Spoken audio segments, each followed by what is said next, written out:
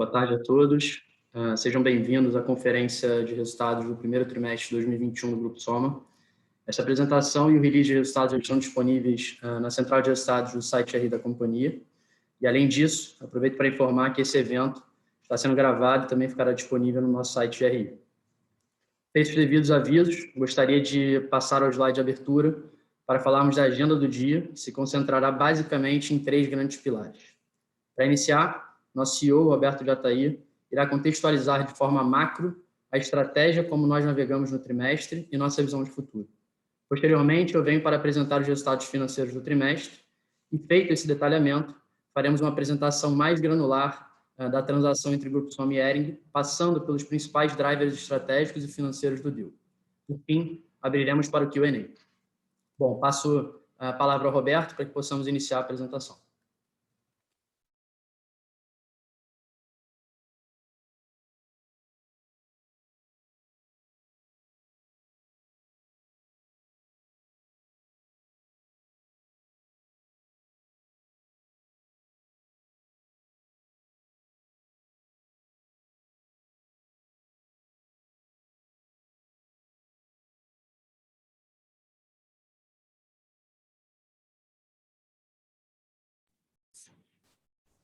Não estou conseguindo.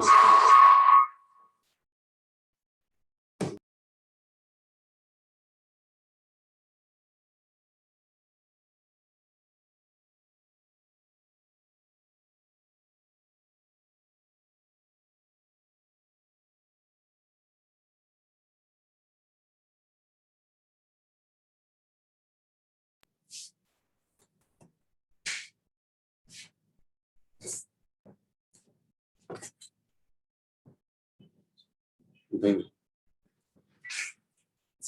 Bom, bom dia a todos. Obrigado por estarem nos ouvindo.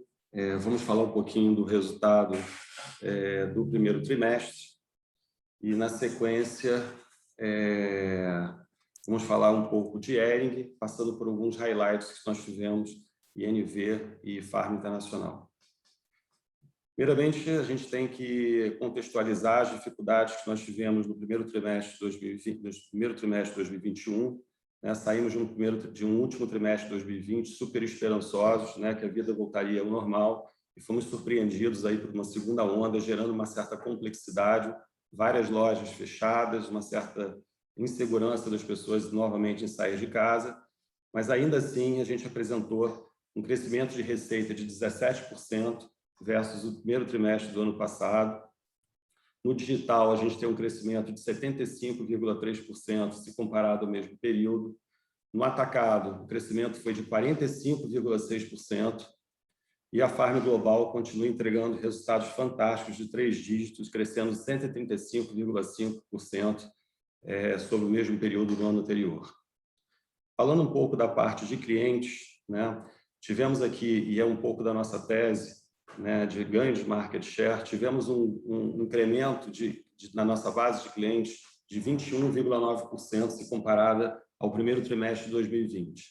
Adicionamos aí uma quantidade de quase 200 mil clientes da nossa base e com um crescimento de 21,9%. Um ponto aqui super importante ser dito, um certo comportamento que a gente vê é uma migração muito grande da base online para classes de omnichannel, ou seja, os clientes omnichannel começam a aumentar absurdamente. Toda aquela base online que a gente cresceu muito durante o período de pandemia migra para a base omni, e a gente observa também que dentro de algumas marcas mais relacionais, a partir do momento que o varejo físico começou a abrir, essas marcas tiveram um crescimento muito grande na base de cliente físico, deixando muito claro que todos os nossos esforços aqui serão sempre na direção de omnicanalizar a base como um todo, dado que ela é mais fiel, ela entrega tickets médios melhores e, por último, a conversão é muito maior. Falando um pouco de conversão e recorrência. Falando um pouquinho de digital, o crescimento foi de 75%. Hoje, a participação digital dentro do Grupo Soma já atinge 44% da companhia. E agora o nosso grande esforço, né, e aqui tem um ponto importante, tem o nosso diretor da área digital da companhia, que quando chegou na empresa em 2015, nos dizia que até 2025 a venda captada no digital seria no digital, ela passaria a venda captada no físico no ano de 2025.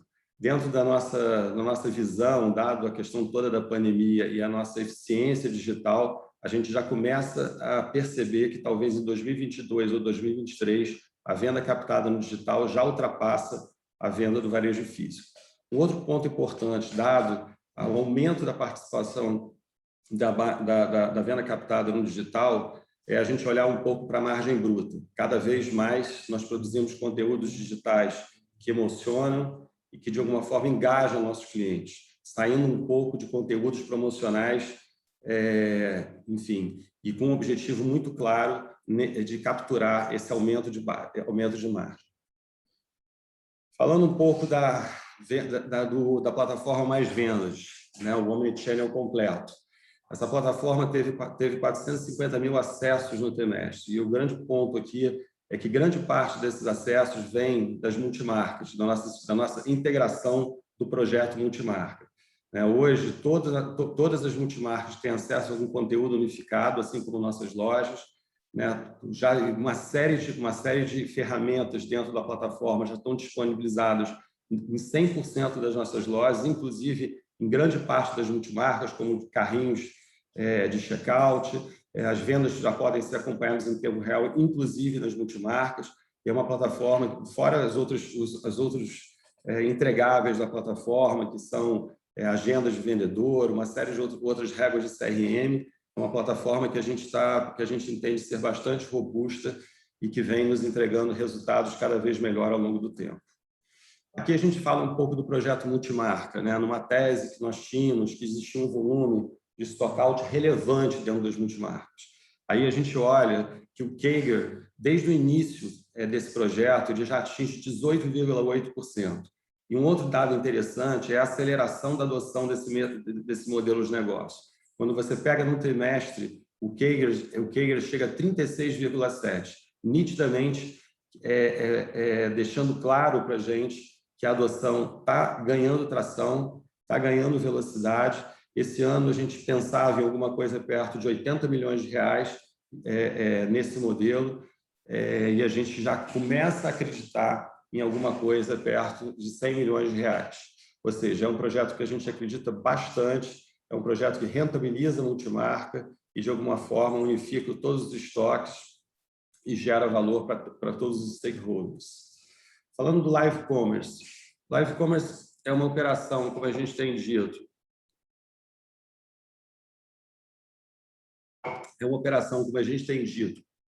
que é quase um novo canal de vendas dentro da companhia, né? É uma operação que já está muito madura na Ásia, em especial na China. A conversão dela é de 17%, e aqui está o grande diferencial desse modelo, né? As vendas no primeiro trimestre de 2021 já atingiram 5,2 milhões. Tivemos, no dia 12 de maio, uma única live que atingiu 2 milhões de receita. E se você pegar abril e maio até ontem, a gente já tinha 6,7 milhões de receita nesse canal. Vamos falar um pouquinho agora de app, né? O app da Animalia também uma surpresa, né? A aderência ao app. O app da Animalia, apenas 5 meses, já é responsável por 28% das vendas digitais. É aquela sensação que você tem a loja na palma da mão, no seu bolso, né? E é impressionante a diferença de taxa de conversão do app para o web, né? É 3 vezes maior. Na próxima semana, nós vamos estar lançando o app da Farm e, na sequência, vamos fazer um rollout para as demais marcas. A expectativa do lançamento do app da Farm é enorme, dada a base de receita que a Farm tem. Se ela entregar esses 28% de participação da venda e adicionar 3 vezes a conversão, a gente tem uma receita adicional aí bastante interessante. Falando um pouco de NPS, o nosso CSAT atinge 90%. 86% dos pedidos são resolvidos por WhatsApp. né? Eu acho que a gente chegou num nível de maturidade aqui tão grande que a gente começa a pensar e começa a provocar a área de saque da empresa de sair de um papel passivo e ir para um papel ativo e compondo como mais uma força de vendas dentro do nosso grupo. Essa receita no primeiro trimestre do saque já atinge 6,8 bilhões de reais. As nossas entregas, 20% das nossas entregas já são feitas em 24 horas. Tivemos uma redução de 33% no tempo médio de entrega e hoje estamos com 4,8 dias em tempo médio. Falando um pouco de farm global, é impressionante como a gente vê o varejo voltando no mercado americano. A tração é fora da realidade, né? Então, a farm hoje é considerada uma marca de desejo no mercado americano, né? Vai surfar essa retomada, em especial agora no verão, né? Que é onde as pessoas, de alguma forma, saem da pandemia, e existem todos os estudos que as pessoas, enfim, vão se vestir de uma forma mais solar, mais colorida, saindo um pouco desse tempo que foi tão complicado para a sociedade como um todo. Então, a farm entra aí com um fit muito grande, né? Um produto novo, uma estética nova, e que faz todo sentido aí para esse novo momento de mundo, né? Dentro do mercado que está altamente tracionado. Falando de receita, a farm entrega uma receita bruta de 39,1 milhões no primeiro trimestre desse ano, né? Um crescimento de 135,5% se comparado ao primeiro trimestre de 2020. O digital atinge 16,1 milhões e cresce 152,8% se comparado ao primeiro tri de 2020, e o atacado 21,8 milhões, com crescimento de 152,39% sobre o primeiro tri de 2020. Falando um pouco como é que a gente está se organizando na farm internacional. Hoje a gente tem 159 lojas de departamento operando com a farm, 5 com store-in-store. Continuamos com play de pop-ups para capturar clientes e depois converter nos canais digitais. Estamos presentes na Saks, na Neiman Marcus, Nordstrom, Anthropologie, Intermix, Shopbop e etc. E aqui do outro lado do gráfico a gente percebe a importância de estarmos, né, em lojas de departamento. O digital já atinge quase todo o mercado americano, ou seja, o próprio loja de departamento começa a trabalhar a marca, né? Independente de nós termos lojas somente na Flórida e em Nova York, a gente já começa a atingir todo o mercado e capturar todo o território americano. Continuamos super esperançosos com essa operação. Agora a gente já começa a ter um pouco mais de conforto de falar dela, dado que os números começam a ficar mais robustos e consistentes. Vamos falar de um outro highlight, que é a NV, aquisição que nós fizemos após o IPO. A NV atinge uma receita no primeiro trimestre de 47,3 milhões. Né? Isso aqui dentro desse número tem um disclaimer super importante. A NV tem 5 lojas físicas em São Paulo somente, que passaram por períodos de lockdown, né? E ainda assim ela cresce 58,3% sobre o mesmo período de 2020. A gente fez aqui uma análise, se essas lojas estivessem todas abertas, esse número chegaria perto de 90% dentro da mesma base. É uma operação realmente que tem muito desejo, vai muito bem e a gente está super animado com ela.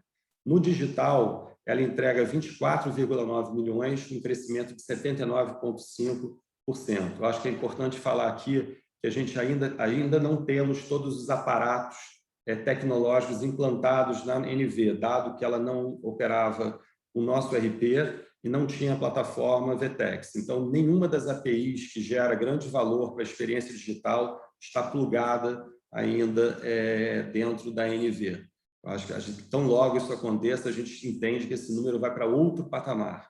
Temos 5 novas lojas contratadas, 2 no Rio de Janeiro, uma em Belo Horizonte, uma em Recife e outra em Curitiba, e mais 3 lojas em processo de negociação. Eu vou passar agora a palavra para o Gabriel, para que ele fale um pouquinho dos resultados financeiros. Obrigado, Roberto. Entrando no detalhe dos resultados financeiros da companhia, primeiro eu gostaria de abrir apresentando os highlights do primeiro trimestre de 2021, Como o Roberto comentou anteriormente, mesmo um cenário super adverso, né, e com restrições em diversas praças no Brasil, tivemos um crescimento de receita expressivo no período. Atingimos no primeiro trimestre um faturamento bruto de 418,1 milhões de reais, né, crescendo aí 17% contra o primeiro trimestre de 2020 e 19% contra o mesmo trimestre de 2019. Vale lembrar que em 2019 não existia qualquer sinal de pandemia, né, em qualquer tipo de restrição em lojas físicas. Então, crescer 19% em cima dessa base é realmente expressivo. Esse crescimento ele foi puxado primordialmente por uma performance novamente acelerada no digital, como o Roberto comentou, e também pelo atacado, né, que a gente já havia sinalizado no último call, que dadas as vendas de coleções de inverno e alto inverno, que são as coleções do primeiro semestre, né, realizadas ali no final de 2020, a gente já esperava um crescimento robusto para esse primeiro TRI e segundo TRI de 2021.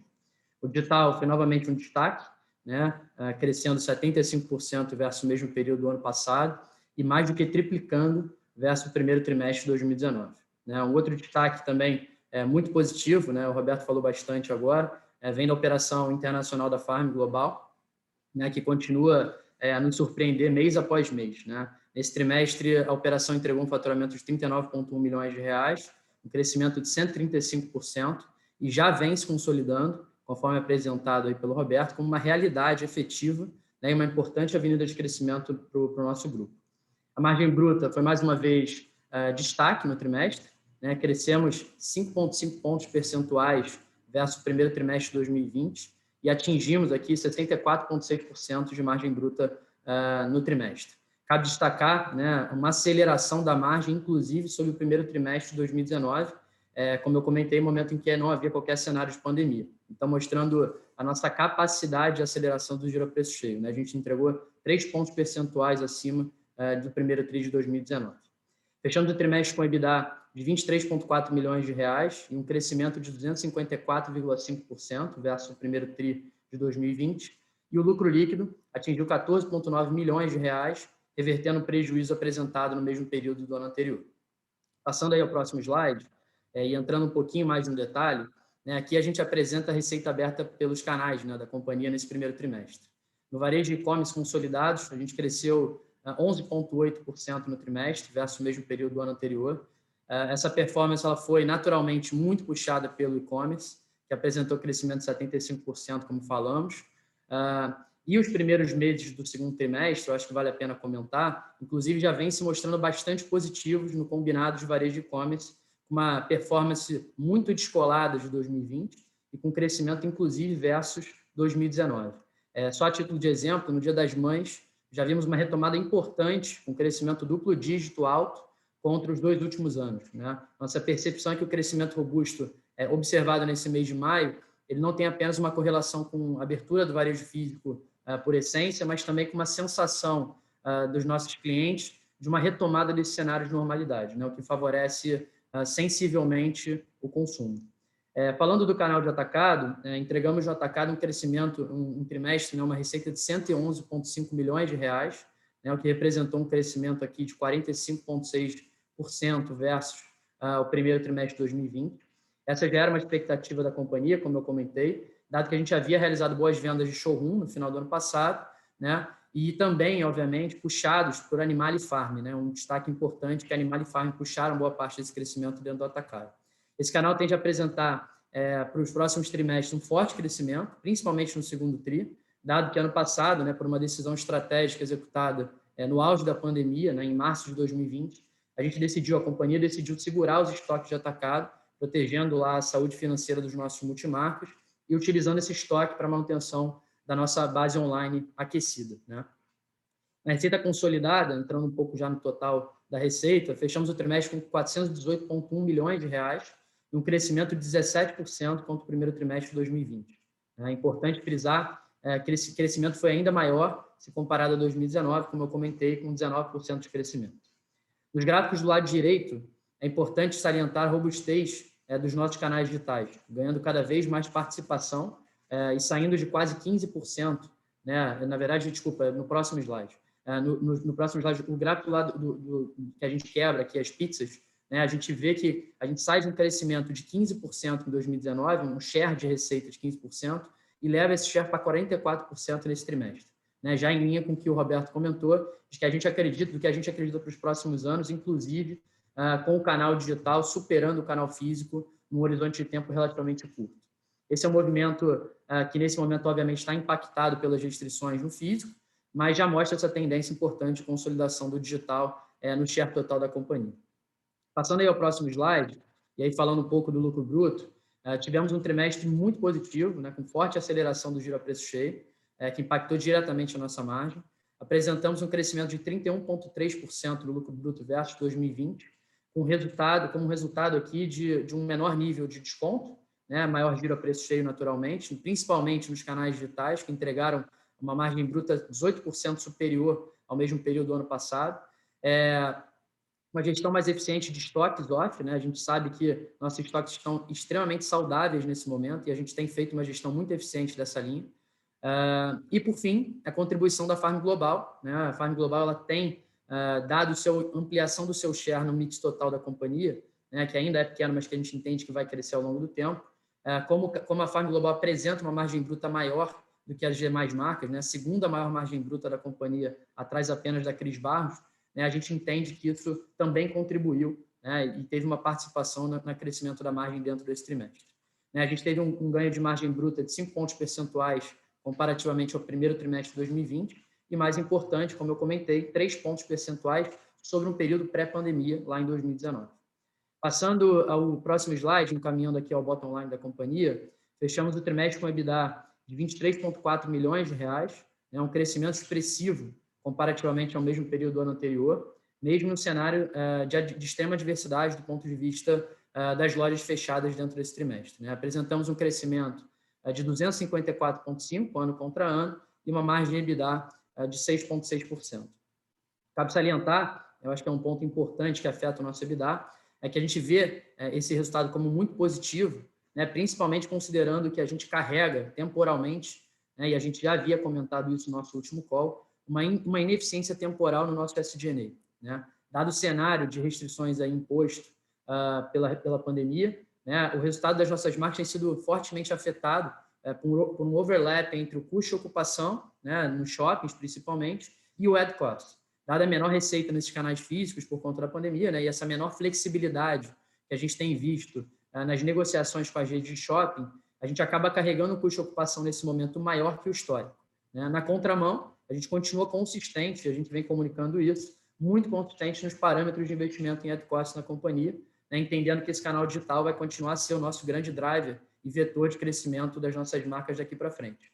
Essa duplicidade nos níveis de despesa comerciais entre esses dois canais, físico e digital, faz com que a gente tenha assim, uma pressão temporal no SG&A, que a gente entende que vai ser flexibilizada a partir do momento em que o físico volte aos seus patamares de normalidade. Entretanto, vale a pena comentar, né? Isso é parte da nossa estratégia, né, como companhia, né, evitando aqui ajustes bruscos de footprint de loja. Né? Dada a pouca visibilidade que a gente tem do papel e da importância do varejo físico nesses próximos meses, essa estratégia vai nos deixar, a nosso ver, uma posição privilegiada no futuro, né? De fato que a gente vai estar com os canais 100% ativos e preservados no horizonte de tempo de normalidade. Né? Indo para o lucro líquido, né? A gente mostra também a evolução do bottom line da companhia. Apresentamos um lucro aqui no trimestre de 14,9 milhões de reais, revertendo um prejuízo de 4,3 milhões de reais no mesmo período do ano passado. Vou passar novamente a palavra ao Roberto para que a gente possa falar um pouquinho de futuro, né, e falar um pouco principalmente do deal com a Hering e as nossas expectativas para a transação.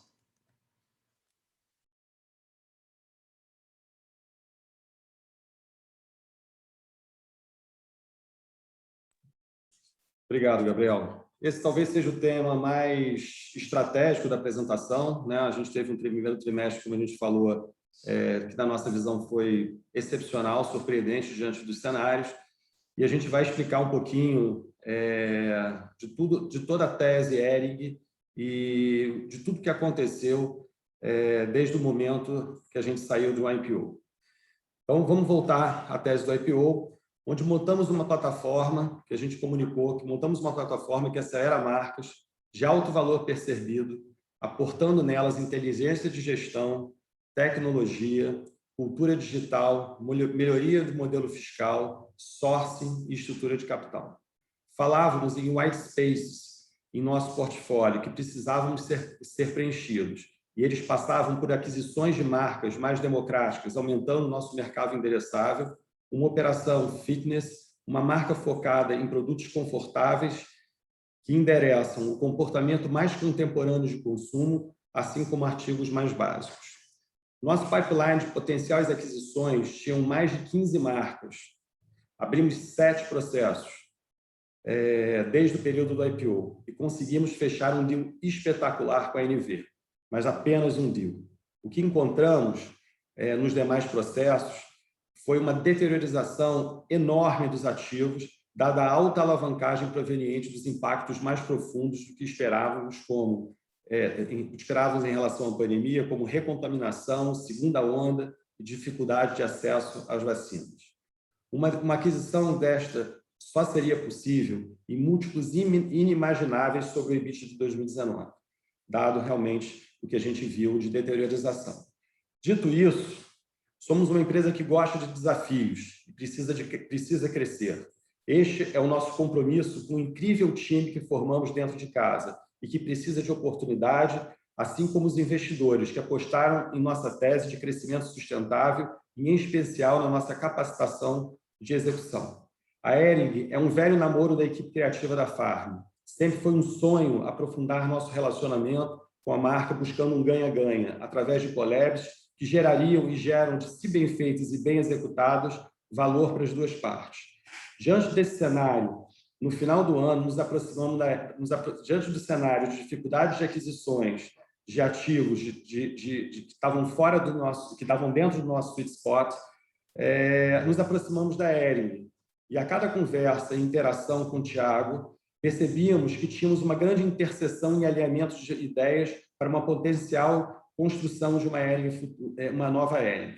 O processo se acelerou no final, em função de questões mercadológicas, o que nos tirou a possibilidade de detalhar com mais clareza o valor que uma Hering gera se adicionada à plataforma do Grupo Soma. Em apenas um movimento, preencheremos, se concretizada a operação, todos os nossos white space, falados anteriormente, ficando com um portfólio robusto e preparado para qualquer situação em relação a cenários macroeconômicos que possam impactar o consumo. O que pensamos para a Hering é algo muito grande, transformacional, que gerará valor não só para o Grupo Soma, mas também para todos os franqueados e multimarcas da Hering que traremos conosco nesse grande projeto. Os conflitos de canais estarão endereçados e todos os stakeholders serão beneficiados. Na nossa visão, em nenhum momento o Grupo Soma muda de estratégia. A tática foi repensada pelo potencial de simplificação do que gostaríamos de fazer e pelas dificuldades de aquisições de ativos menores. A partir de agora, teremos um grande ativo, mais foco e um time pronto e maduro para acelerar a transformação e o mindset digital da Hering, que já vem sendo iniciado pelo Thiago. Desde 2013, quando abrimos a nossa agenda digital, erramos muito, refizemos, testamos e sabemos quais as principais alavancas para viabilizar este movimento e quais botões não devem ser apertados pela sua complexidade e dificuldade em relação à adoção. A maior complexidade do digital é a capacidade de tornarmos ele simples e de fácil uso para as nossas equipes. Em até 2 anos, teremos dentro do nosso portfólio todas as classes de ativo de varejo de moda e todos os price-points endereçados com marcas que nos orgulham, triplicando o mercado endereçável do grupo. No caso da Hering, e dado seu potencial e tamanho, trabalharemos a 4 mãos, não só na expansão de mix, mas na construção de um novo modelo de negócio, transformacional. Agora vamos falar um pouquinho do qualitativo, que a gente vê de Hering em relação a qualitativos. Não temos dúvida que a Hering é a marca mais querida, talvez uma das marcas mais queridas da moda brasileira. É uma das marcas de maior recall de mercado. Afinal, quem não conhece a Hering? Hering é top of mind. O mercado inteiro pode oferecer camiseta branca. Nenhuma será uma camiseta branca da Hering. Esse tipo de presença no imaginário dos consumidores, de confiança e amor de marca, não é só difícil de construir, mas é custoso e muito demorado. Quantas marcas brasileiras alcançaram esse patamar? Você conta nos dedos. Qual o valor de uma marca que todo o seu ciclo social reconhece? Olhando para as duas companhias, não temos dúvida que o deal é um enorme ganha-ganha. Com Hering, temos a oportunidade não só de alcançar novas classes de consumo, encurtar nosso lead time, otimizar custos e alavancar práticas de ESG na cadeia, mas também de levar a eles o que sabemos fazer de melhor, todo o nosso expertise de geração de desejo. Gerar desejo na moda não é algo trivial, precisa de um olhar muito afinado para novos comportamentos de consumo, para produtos de moda que as pessoas estão buscando naquele instante, para a imagem de moda que inspira e para a experiência de compra única e envolvente. E como vamos fazer isso? Collabs. Sabemos o poder das collabs em trazer dinamismo, crescimento e apelo para as marcas. O segredo das collabs é complementariedade, e a Hering, como uma marca básica, tem grande versatilidade para se juntar a qualquer outra marca, inclusive as nossas, gerando um novo olhar para o público A e AA para a marca Hering. O básico bem feito com estilo atemporal, que nunca sai de moda, está mais na moda do que nunca. Aqui temos grandes oportunidades criativas e comerciais. Não é à toa que a estampa da Farm no produto Hering já virou até um meme na internet. Hering Farm, crescimento no feminino. Farm leva sua expertise em estampa e ganha expertise industrial da Hering para sua malha e sua própria linha básica com qualidade, custos e critérios socioambientais imbatíveis. Hering e Animale. Hering ganha um contorno contemporâneo, urbano e elegante, utilitário e empoderado. Hering mais Fábula, crescimento do infantil. Em um mercado difícil, Fábula e Hering crescem. O produto da Fábula, com preço médio da Hering, será algo inédito no mercado brasileiro. Além disso, a Fábula agrega sua expertise de informações de moda, com mix and match, exemplo, legging estampada com silk, importante ferramenta para crescimento de PA. Fábula também tem ótimos resultados e é capaz de fazer crescer a participação da linha Baby dentro da Hering. Hering e Foxton, crescimento no masculino. O varejo brasileiro tem poucas marcas com branding para atender a demanda masculina. Foxton é uma delas.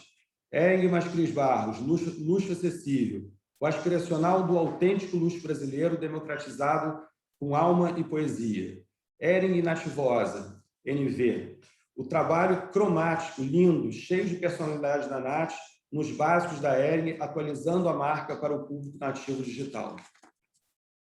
Novas linhas de produto, que falam um pouco com a primeira parte do speech. Além do crescimento do mercado existente, vemos oportunidades importantes de crescimento em linha fitness. Não existe hoje uma marca de moda brasileira fitness básica, desejo. Linha íntima, underwear, meia, pijama. Potencial de conexão com novos comportamentos provenientes de pandemia, como passar mais tempo em casa, renovação de roupas confortáveis para ficar em casa com frescor. Linha praia. Não existe hoje linha praia cool, com informações de moda e com bom custo-benefício. Alguns itens já são best-seller, podemos deixar esta linha mais robusta. Sapatos, mochilas e acessórios. Expertise da operação de calçados e mochilas da Farm me leva para trazer tênis e outros básicos para a Hering. Aí vamos para o capítulo agora. Modernizar e emocionar na experiência de compra e de lojas físicas digital. One Stop Shop, feminino mais masculino mais infantil em um mesmo destino, básico com estilo. Expertise soma em VM e experiência de compras envolvente. A Hering tem tamanho para ter lojas físicas e digitais com uma experiência mais contemporânea e emocionante. Distribuição high-low, oportunidade de ter lojas físicas flagship e capitalizar ainda mais itens básicos best-seller em vending machines, por exemplo. Mindset digital first. Levar todas as inovações do Grupo Soma Labs para a Hering, novas experiências para o novo consumidor digital. Mais emoção na comunicação e imagem. Sabemos melhor do que ninguém gerar apelo, trazer estéticas fortes e geração de desejo na imagem, de fotos e vídeos e de e-commerce, a campanhas. Nossa expertise em produção de imagens e produção de moda é capaz de rapidamente atualizar a imagem da Hering. Muita coisa é possível e estamos muito felizes e confiantes com esse movimento. Acima de tudo, temos alinhamento e visão de valores. alinhamento de visão e valores parecidos, algo que sempre foi fundamental para a gente e para o nosso modelo de negócio. Acreditamos na democratização da boa moda e em devolver a emoção ao básico brasileiro. Com o Eric, junto com a gente, esse sonho é possível. Estamos empolgados, assim como todo o time da Hering, doidos para começar a trabalhar juntos.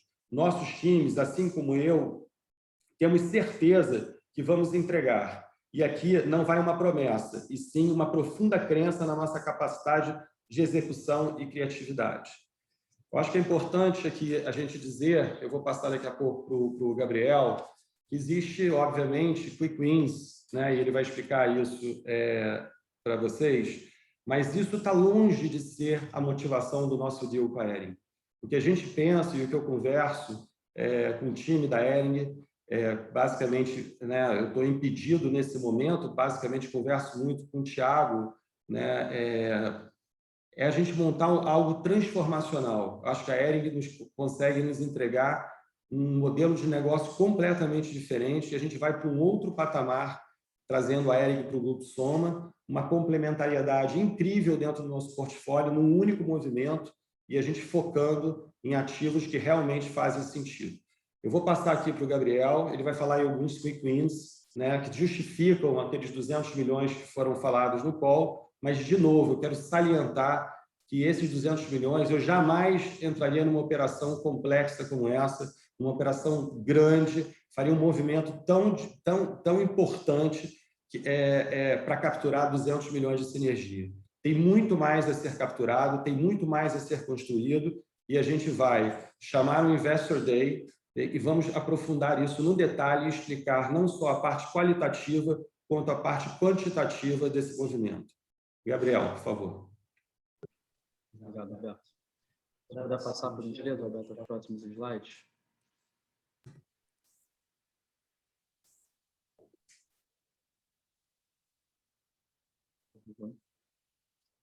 Pode ir, por gentileza. Pode ir. Mais um. Perfeito. Falta um, por gentileza, Roberto. Bom, aqui, enfim, eu acho que só pegando um pouco do que o Roberto falou, eu acho que é fundamental a gente deixar claro que essa operação ela tem diversos upsides, né? Quando a gente fala de se unir à Hering, né, de ter a Hering compondo o nosso portfólio, existem vários ativos, inclusive intangíveis, que é difícil mensurar e quantificar nesse primeiro momento, enquanto a gente não está trabalhando com eles a quatro mãos. O movimento aqui é muito transformacional, mas, obviamente, a gente sabe que o mercado demanda, de certa forma, uma quantificação das sinergias, e a gente está aqui exatamente para isso.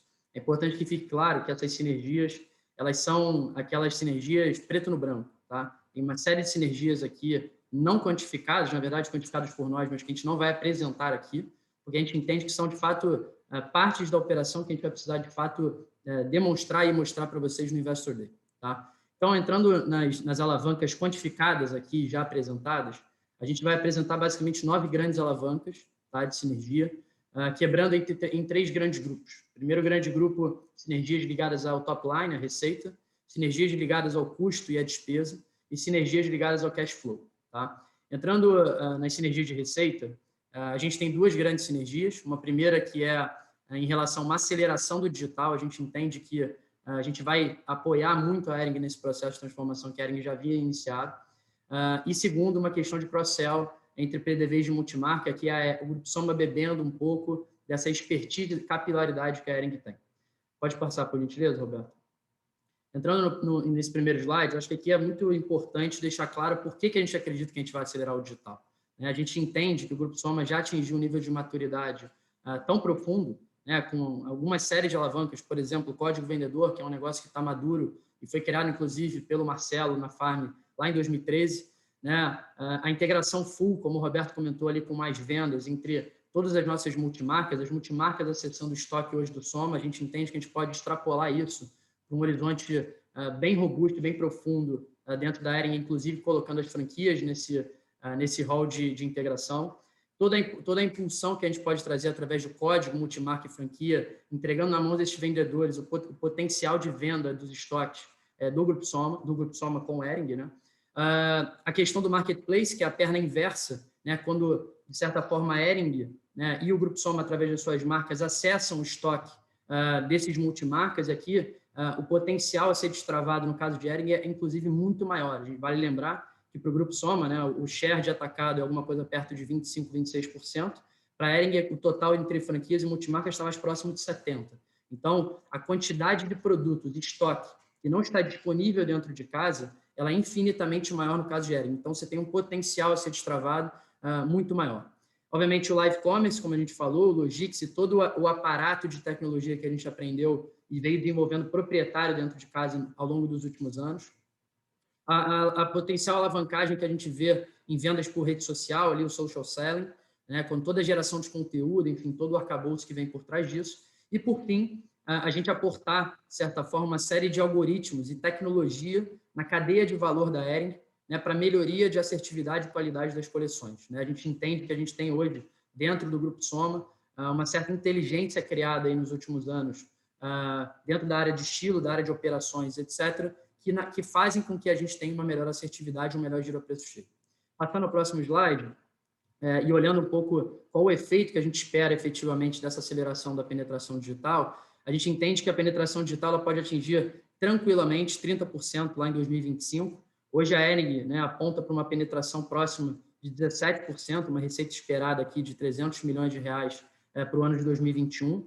Né, e a gente entende que o Grupo Soma ele vai destravar valor aqui, né, pelo aporte de toda essa expertise, né, contribuindo de forma incremental para que a gente lá em 2025 consiga ter um CAGR, né, entre 2021 e 2025 de 33%. Passando um slide e entrando um pouco mais profundo, né, vale a pena salientar que 30% é algo que o Grupo Soma já entrega hoje. Né? Em 2020, a gente entregou 45% de share na venda digital. Obviamente, foi impactado por uma venda menor dentro do atacado, né, e também por um varejo físico que ficou, de certa forma, machucado. Mas nesse primeiro trimestre, como eu comentei anteriormente na apresentação, a gente já está entregando 44%. A gente entende que esse direcional ele é muito claro de aumento de penetração do e-commerce, né, e a gente entende que a Hering está longe ainda do potencial do seu full potential em termos de performance digital e capilaridade de penetração desse digital. Entrando um pouco num outro aspecto que a gente entende como fundamental, quando a gente olha o tráfego da Hering, né, nos seus canais vitais, a gente entende que tem um potencial importante, né, isso aqui está no gráfico à direita, né, quando a gente entende capilaridade, valor de marca e valor percebido, a gente entende que tem um potencial de aumento de geração de desejo, que vai numa linha muito intangível, como o Roberto comentou, mas que a gente entende que vai ser ali que a gente vai botar nossa energia, para que a gente consiga ampliar o tráfego no site, nos canais online, que ainda são muito baixos. Né? Existe, quando a gente olha comparativamente aos peers de mercado, peers que a gente entende que podem ser comparáveis de fato, a gente entende que tem um potencial importante de aumento de tráfego por via de geração de desejo. Passando ao próximo item, na questão das sinergias de receita, como eu comentei, tem uma sinergia muito clara, ao nosso ver, dentro do atacado. A Hering tem, historicamente, aí, trabalhou sempre com alguma coisa perto de 10 mil multimarcas ativas, né? Uma rede de relacionamento de mais de 20 mil multimarcas, e o Grupo Soma, por outro lado, tem uma capilaridade menor, né? 3 mil multimarcas na sua base. A gente entende que existe um potencial importante, a gente já faz isso através de análises preliminares de clusterização de base de multimarcas, onde a gente entende que lá em 2025, esse projeto, obviamente, ele vai ser capturado ao longo do tempo, existe um ramp-up natural do tombamento de algumas multimarcas para a nossa base, Grupo Soma Exis, atingindo lá em 2025 uma adição de 927 multimarcas, ou seja, menos de 10% da base ativa da Hering. Então, isso aqui traz um potencial importante de destravamento de valor no atacado para o Grupo Soma, nas nossas marcas que a gente tem hoje dentro de casa no nosso portfólio. Passando ao próximo slide, e entrando um pouco nas sinergias de custo e despesa, né, eu acho que aqui tem pontos fundamentais, né, que a gente já havia comentado, quebrando no aspecto do que afeta a margem bruta e do que afeta o SG&A, a gente tem 4 grandes alavancas na margem bruta. Né? A primeira, passando o próximo slide, Roberto, só para a gente poder já entrar, uma primeira grande alavanca que a gente entende é a gente começar a utilizar, né, de forma cruzada, né, uma estrutura de procurement com inteligência e sinergia de negociação centralizada. Tá? O Global Sourcing de PA hoje, ele tem um potencial importante de ganho de escala e ganho de negociação em escala. Né? Além disso, existem aqui potenciais de ganho fiscal, principalmente no que tange o produto acabado. Né? Vale lembrar que o Grupo Soma hoje, no nosso benefício fiscal, o produto acabado não passa na Lei da Moda do Rio de Janeiro. Então, a gente tem uma oportunidade, inclusive, de beber um pouco dessa água né, da estrutura e do arcabouço que a Hering tem do lado dela nessa integração e importação do produto acabado. Um segundo grande aspecto diz respeito a uma integração, né, e verticalização da cadeia. Né? A gente sabe que a malharia da Hering hoje é toda feita em suma in-house, né, ou seja, eles compram o fio, né, então eles andam uma etapa a mais na cadeia para trás, e hoje dentro do Grupo Soma não, a gente compra tecido estampado e tingido, né, obviamente com custo, deixando margem dentro da cadeia. O que a gente entende aqui é que a gente pode sim reduzir o CMV da companhia por uma industrialização e aumento dessa verticalização de cadeia, principalmente no que tange a malharia. Tá?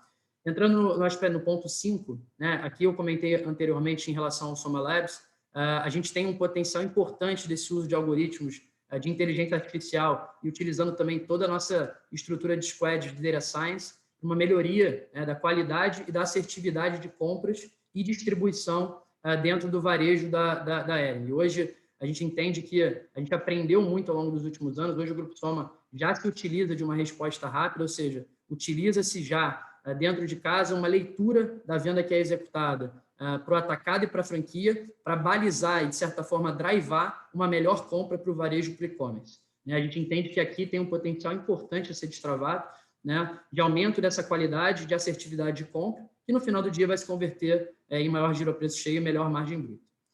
Por fim, para fechar esse item da margem bruta, existe aqui um potencial importante de redução de markdown, basicamente por uma utilização do parque industrial da Hering no que tange encurtamento da cadeia. A gente entende que a Hering pode prover ao Grupo Soma e às marcas do Grupo Soma no que tange malharia e viscose, dado que ela tem hoje parte da sua cadeia sendo feita dentro de casa e utilizando também o cinturão de produção que ela tem, tanto em Santa Catarina quanto em Goiás, para que a gente possa viabilizar respostas mais rápidas, ou seja, cadeia mais responsiva, menor aposta, que no final do dia se converte em maior giro a preço cheio e menor markdown.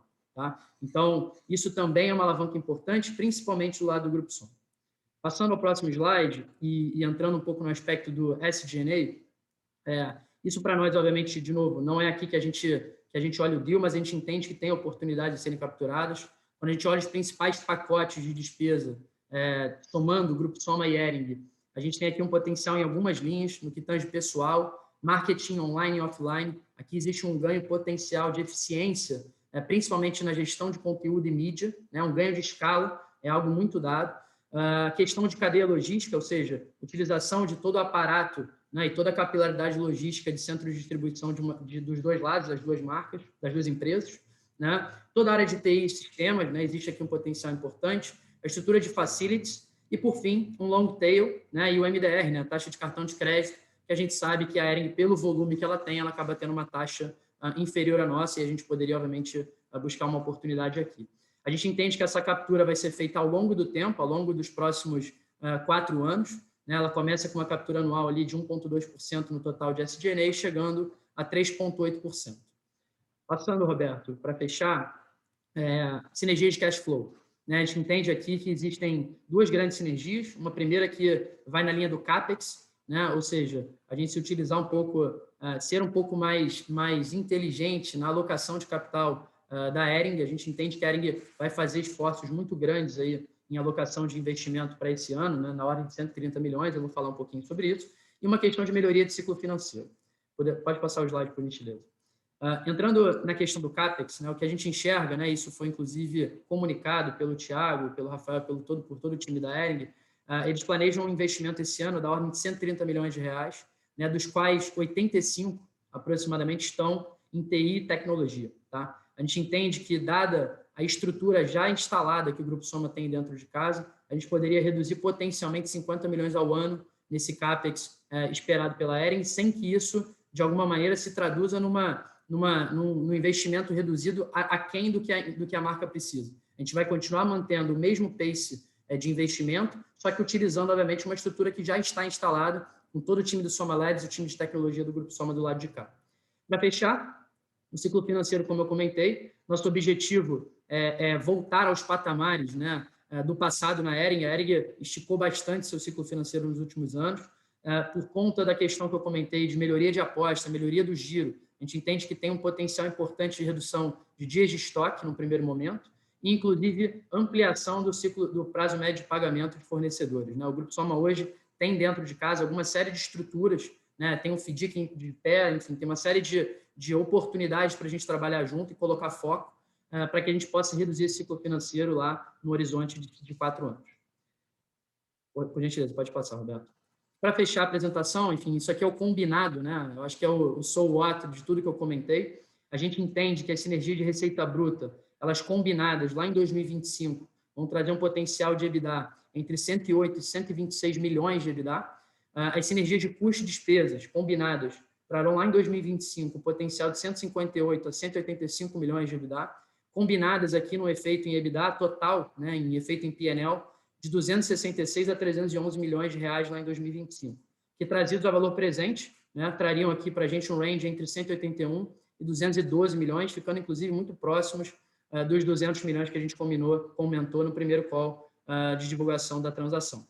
A gente entende que existem outras alavancas muito importantes, inclusive maiores do que essas, só que a gente vai esperar, obviamente, a transação andar um pouco mais, né? A gente sabe que tem alguns steps a serem guiados daqui para frente, mas entendendo que, de novo, a transação não foi feita sobre o aspecto de sinergia. Isso aqui é o que a gente entende como basal, é o preto no branco, é o que a gente vai executar, mas a grande geração de valor está, de fato, na transformação da ERG enquanto modelo de negócio.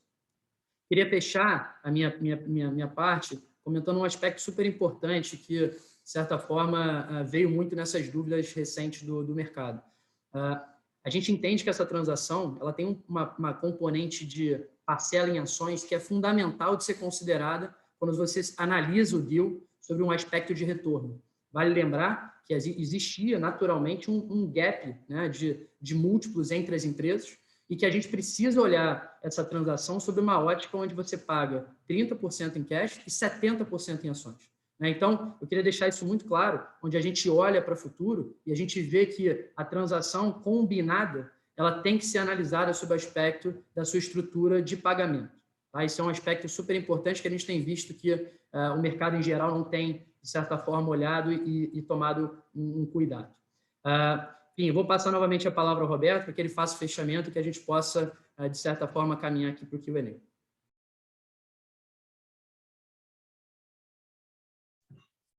Bom, eu queria fechar aqui com a nossa apresentação para entrar para a parte de perguntas.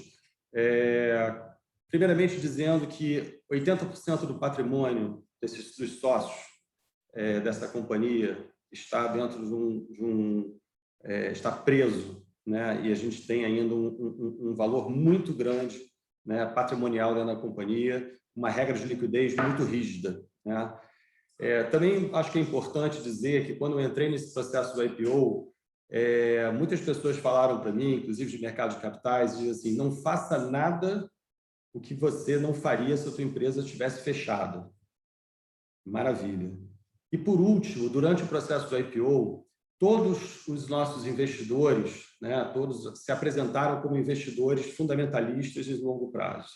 Eu acho que foi dentro dessa ótica, né, e a gente prometeu, né, a nossa promessa do lado de cá é uma promessa de um crescimento sustentável ao longo do tempo, né, que dará segurança e gerará valor para o patrimônio não só dos sócios, como para os nossos investidores. Se nós deixássemos de fazer deals em 2021 e 2022, quando nós chegássemos em 2024 e 2025, nós teríamos uma única possibilidade de sustentar esse pace de crescimento, que era a Farm Internacional. Eu acho que seria colocar todos os ovos numa só cesta e a gente, enfim, esse movimento da ERG para a gente, talvez para vocês seja difícil imaginar, né? Mas eu acho que vai ficar muito claro no Investor Day. Esse movimento é transformacional, esse movimento muda a companhia de patamar. Todos os sócios, todas as áreas criativas foram envolvidas nesse processo decisório, todos têm muito patrimônio dentro da companhia e a gente está muito feliz, muito satisfeito, apesar de uma certa rejeição, né, por parte do mercado de capitais, a gente está seguro de que a gente nos próximos anos vai continuar entregando os resultados extremamente positivos e que a gente vai transformar, junto ao Thiago e a todo o time da ERG, o Grupo Soma vai para um outro patamar e para uma outra visão de negócio.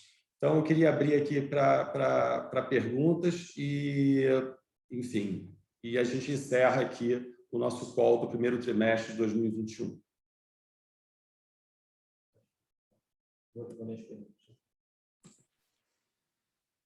Obrigado, Roberto. Então, falando um pouco do Q&A, eu vou ler primeiro a primeira pergunta. A primeira pergunta vem da Helena, do Itaú BBA.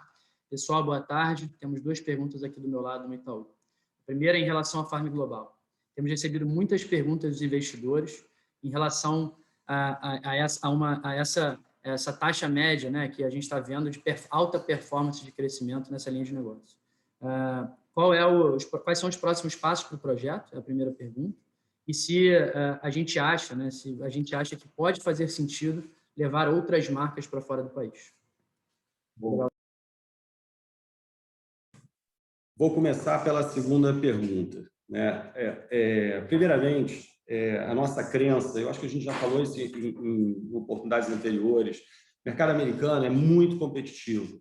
Eu acho que todo mundo que tem uma ideia no mundo, né, tem alguma coisa que montou no mundo, a primeira coisa que ela pensa é ir para o mercado americano, dado o tamanho da própria economia americana. Você entrar no mercado americano com mais do mesmo, achando que você vai ser mais eficiente, que o teu produto é um pouco mais legal, um pouco mais tem um valor percebido um pouco diferente, é, da nossa visão, uma perda enorme de tempo. O que fez e o que está viabilizando o sucesso da Farm Global é uma estética de produto completamente diferente, né? E ela tem agora muito fit, né, com esse momento de mundo e de pós-pandemia. A Farm é um grande sucesso nos Estados Unidos, né? Assim, é uma marca desejada, é uma marca que os influenciadores e as formadoras de opinião querem usar, né? E a gente, enfim, a gente continua com o nosso compromisso, né? Da mesma forma que a gente falou anteriormente, com o nosso compromisso de não remeter capital do Brasil para os Estados Unidos e deixar com que a Farm cresça com a sua própria geração de caixa. Os próximos passos, claramente, estão ancorados, né, numa melhor distribuição, numa aumento marginal de loja física, né, ou seja, melhorando um pouco aí e trazendo um pouco da atmosfera da Farm dentro do mercado americano e uma entrada no mercado europeu através do e-commerce no centro de distribuição que estará na Holanda. Hoje a gente já tem volumes grandes de exportação saindo dos Estados Unidos para a Europa e o que a gente vai, através desse e-commerce, é melhorar a experiência do cliente e as nossas margens. Perfeito. Fazendo a segunda pergunta se puder fechar só. A segunda pergunta da Helena em relação ao projeto de mais vendas, né? Esse projeto ele estava bem incipiente durante o processo de IPO e mesmo assim os investidores sempre enxergaram como uma opcionalidade legal do nosso case. Além dos detalhes de vendas que a gente dividiu, quais são os principais aprendizados que a gente vem tendo, né? E com de respeito à receptividade dos clientes multimarcas, como é que ela tem sido, né, em relação ao contato dessas multimarcas com o nosso cliente final? Eu acho que o principal desafio, né, desse projeto é exatamente a adoção dele, né? Você explicar claramente que esse modelo de negócio rentabiliza mais, ou seja, uma venda que é puxada a partir do nosso e-commerce, rentabiliza mais do que dentro do nosso modelo de comercial, rentabiliza mais a operação da própria multimarca, não é uma tarefa fácil. Isso aqui é um trabalho, e isso tem muito a ver com essa questão toda de cultura digital do Grupo Soma. A gente entendeu que um processo que a gente chama interno de evangelização, ou seja, da gente convencimento, de teste, de uma série de iniciativas que a gente propõe para facilitar a aderência nesse projeto, ela vem sendo vencedora. O que a gente tem observado é que esse aumento no ritmo de adoção que a gente viu nesse primeiro trimestre, ele é claramente vinculado aos resultados de outras multimarcas que começam a se falar e começam efetivamente a entender que esse é o futuro do varejo, né? Um estoque todo integrado, onde todo mundo aciona todos os estoques, e a otimização desses estoques melhora a margem para todos os canais. Então, o grande desafio é a adoção e como a gente vende esse processo. E eu acho que a gente tem uma cultura dentro do Grupo Soma. Esse mesmo problema a gente teve lá em 2012, 2013, quando as nossas equipes de venda começaram a achar que o digital estava roubando o mercado da loja física. Eu acho que a partir do momento que você vai endereçando, você vai explicando e você vai tirando esses potenciais atritos, você vai destravando uma coisa que está muito clara. Eu acho que não é tão complexo de entender quando a gente pensa o ecossistema inteiro do Grupo Soma. Perfeito. Próxima pergunta do Bob Ford. Obrigado, Bob. Bob Ford, do Bank of America. Boa tarde a todos e parabéns pelo trimestre. Roberto, o que você acha do investimento e da despesa para integração e recuperação da Hering? E como devemos pensar sobre o prazo para essa integração? Eu acho que existe aqui. Bom, vamos começar pelo prazo, né? Eu acho que essa integração, eu não sei, a gente tem que fasear essa integração, né? Ou seja, eu acho que aqui o que a gente tem que rapidamente, sempre como qualquer deal que a gente faz, é a gente entender o que a gente agrega no curtíssimo prazo, dado que a margem do nosso negócio, a margem bruta do nosso negócio é alta, o que a gente faz num primeiro momento, né, para aumentar a receita da empresa adquirida. A Hering é uma empresa muito grande, né? Enfim, eu acho que a gente rapidamente, com uma série de ativações, a gente dá um refresh na marca. Eu acho que esse trabalho também, eu acho que é importante dizer, tá? Quando eu vejo e quando a gente estudou todo o trabalho, os calls da Hering, esse trabalho já vem sendo feito, né? Já vem sendo iniciado lá desde 2019. Eu acho que, assim, aí é uma percepção minha, não nada conversado com a Hering, dado as restrições. Eu acho que a Hering talvez não tenha performado, não tinha maturidade suficiente para performar durante a pandemia, mas existe todo um trabalho iniciado, como a gente falou, que tem muito a ver com o que a gente pensa de Hering. Então, assim, o tempo de execução, a gente vai dentro de 3 anos ver uma nova Hering. Isso é que está na minha cabeça. É uma nova Hering. Existe, sim, uma despesa de CAPEX, né, em relação às mega stores e às lojas próprias da Hering nos próximos anos. Isso já muito alinhado, enfim, até por calls de resultado eu escuto, né, e está alinhado com a nossa percepção de Hering, enfim, mas não é nada que que vá machucar a estrutura de capital da companhia. E a questão da integração a gente faz com muito cuidado, né? Sempre com aquela percepção de que aqui não existe ninguém melhor do que ninguém. A gente vai entrando nas áreas, vai fazendo assessments, vai entendendo, inclusive, quais são as melhores práticas da companhia. Muitas vezes a gente tem surpresas em relação a profissionais competentes de empresas, de marcas adquiridas, e eu tenho certeza que, pelo tamanho da Hering, pela qualidade do management da Hering atual, né, assim, de tudo que a gente escuta e dos profissionais que estão lá, eu acho que tem muita gente boa e a gente vai trabalhar aí a 4 mãos nos próximos anos. Perfeito. Próxima pergunta da Olivia, do JP Morgan. Como devemos pensar na estratégia de M&A daqui para frente, depois da combinação com a Hering?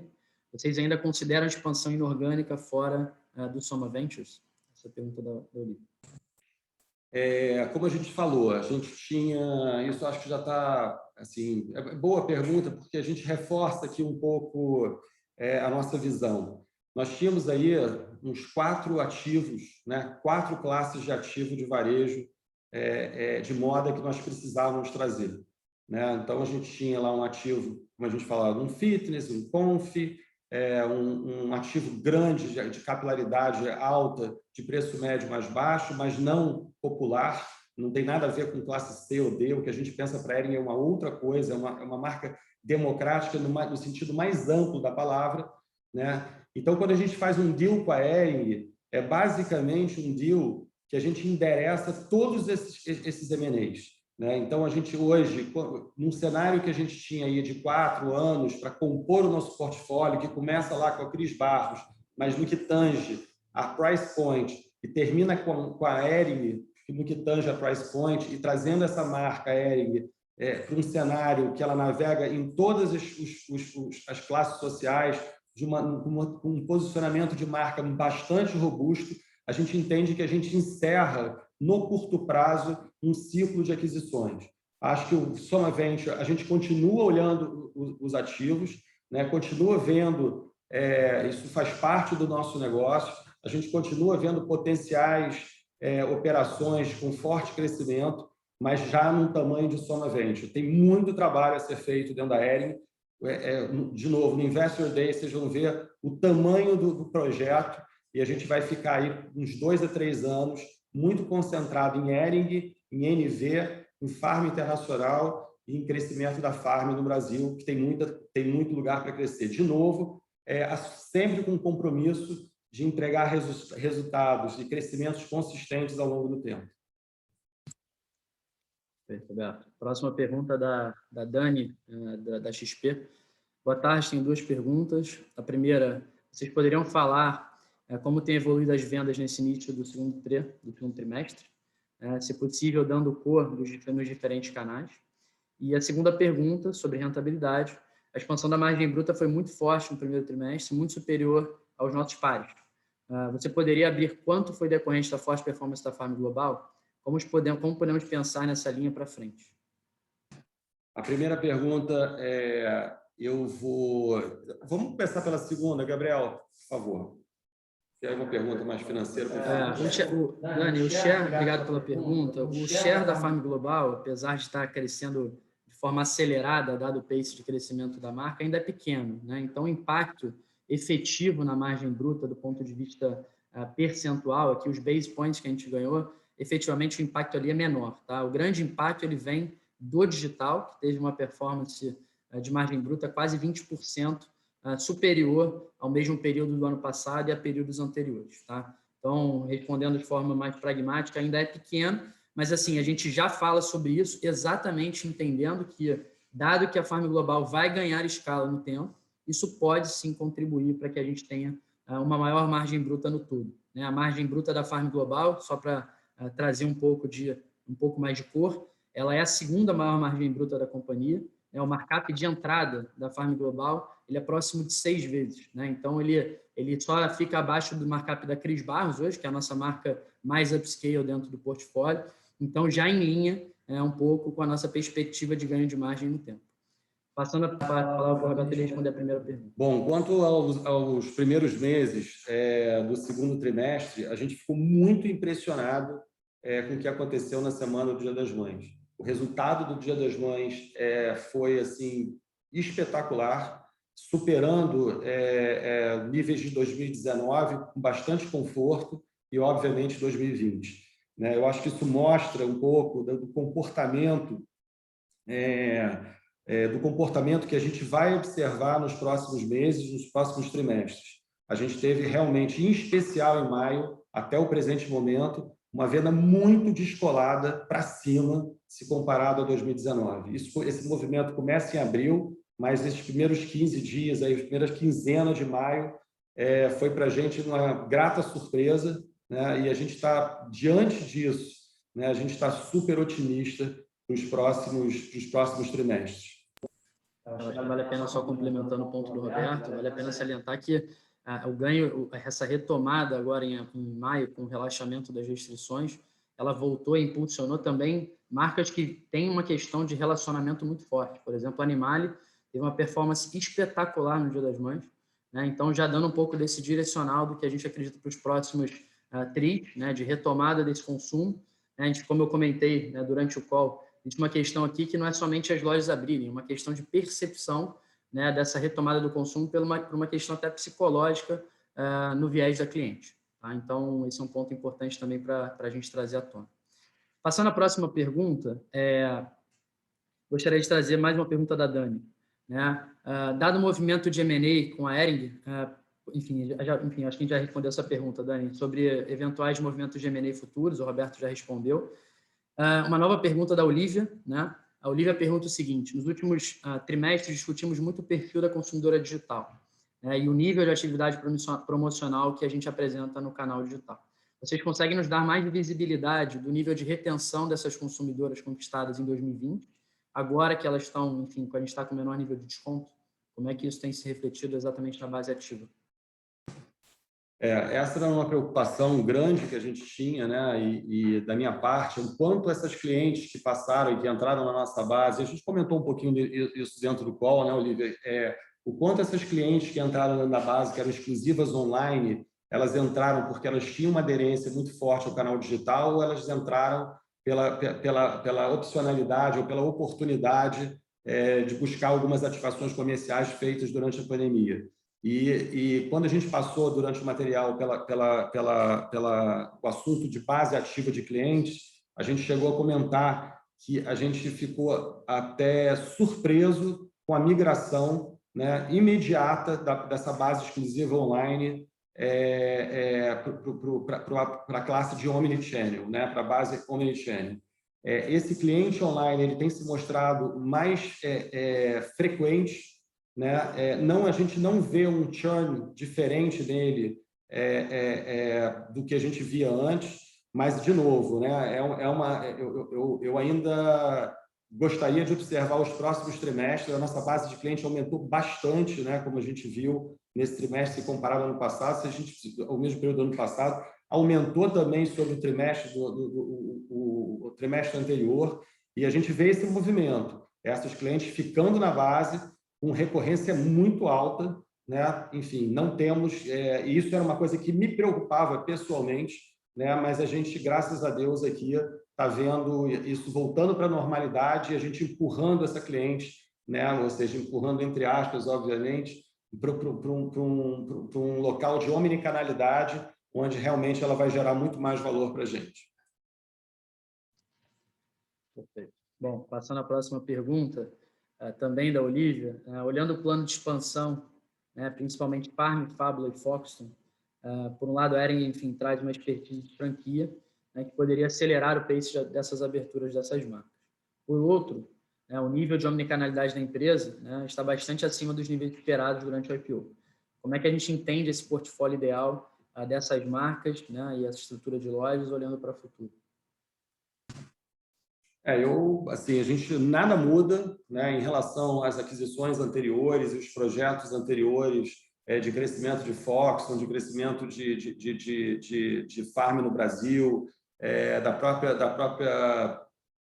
própria NV recém-adquirida, assim como da Manefilor. Tudo isso fica dentro do nosso plano de negócios. Não existe absolutamente nenhuma alteração. O fato da gente hoje colocar foco, né, vai ter um foco muito grande dentro das capturas possíveis, potenciais e sinérgicas entre o Grupo Soma e a Hering, não param o projeto de expansão das demais marcas do grupo, né? A gente tem, na verdade, o que a gente tem hoje é um problema dentro do grupo. A gente tem muita gente boa e pouco espaço e pouca oportunidade. Então, assim, isso não será um problema. Obviamente que isso tem um limite que quando você vai para o topo da pirâmide, né? De alguma forma você vai afunilando os focos das diretorias, etc. Mas assim a gente está super confortável, inclusive com a contribuição que a gente pode dar na Hering sem perder tração de crescimento nas demais marcas. Nada muda para a Manefilor em termos de expansão, nada muda para a Foxconn, nada muda para a Farm Brasil. As marcas, todas elas têm uma agenda de crescimento independente uma das outras. Perfeito. Para fechar, última pergunta da Helena. Como é que a gente pensa esse parque de lojas, aí eu estou falando um pouco mais amplo, da Hering, né? Como é que a gente entende que esse parque de lojas da Hering vai funcionar para o futuro, né? Combinado com essa aceleração do digital que a gente entende que vai realmente impulsionar. Eu vou pedir desculpas e vou pedir para responder essa pergunta no Investor Day, porque assim, isso, se eu te der uma resposta aqui desestruturada, vai acontecer tudo o que aconteceu no primeiro call. Eu acho que tem um trabalho bastante profundo sendo feito, né? Esse deal, de novo, ele foi acelerado, né? Então, esse material não ficou pronto a tempo a tempo da gente comunicar com consistência esse deal, né? Existe uma série de coisas sendo construídas e pensadas, não existe rupturas tão grandes em cima do que o Thiago já falava, e isso aqui não tem a ver, não é uma agenda de continuismo, eu acho que é muito claro, é muito importante a gente falar sobre esse assunto, né? O Thiago é um executivo da companhia, né, do Grupo Soma, o Roberto é um executivo do Grupo Soma, e eu, no dia que eu não entregar resultado, eu vou ser o primeiro a sair da minha cadeira e colocar uma pessoa melhor. Então, aqui não existe cadeira cativa. E tudo que eu escuto por parte do Thiago, para mim, faz muito sentido. Obviamente, a execução de uma transformação dessa, ela não é óbvia, né? Então, assim, eu acho que aí a gente entra ajudando muito. Como a gente tem muita gente que já passou e já errou e já acertou, a gente consegue acelerar esse processo de transformação juntamente com o time da ERG. Basicamente é isso. A gente vai chamar o Gabriel, vai entrar em contato com vocês, a gente vai marcar um Investor Day e vamos detalhar não só a parte qualitativa, quanto a parte quantitativa desse deal. Eu tenho certeza que vocês vão ficar bastante impressionados com o que a gente está pensando em construir. Perfeito. Roberto, acho que acabamos por aqui. Acho que a palavra agora está com você para o fechamento. Bom, obrigado a todos que nos escutaram, que nos ouviram. Aqui a gente encerra o nosso call e estamos aqui à disposição, dúvidas adicionais, a nossa área de RI está à disposição para responder. Muito obrigado a todos. Obrigado. Tchau, tchau. Boa tarde.